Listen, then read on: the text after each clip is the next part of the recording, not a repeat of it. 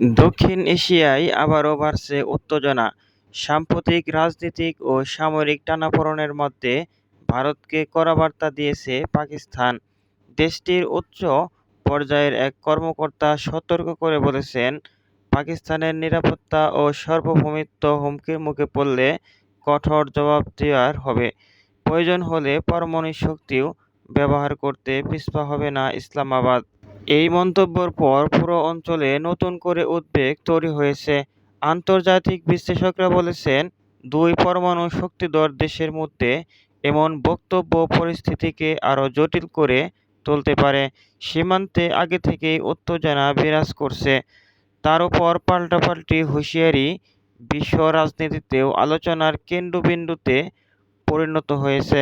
এদিকে ভারত এখনও আনুষ্ঠানিকভাবে এ বিষয়ে বিস্তারিত প্রতিক্রিয়া না দিলেও দেশটির গণমাধ্যমে বিষয়টি নিয়ে ব্যাপক আলোচনা চলছে। আন্তর্জাতিক মহল দুই দেশকেই সংযত থাকার আহ্বান জানিয়েছেন, যেন কোনোভাবেই পরিস্থিতি বড় ধরনের সংঘাতে রূপ না নেয়।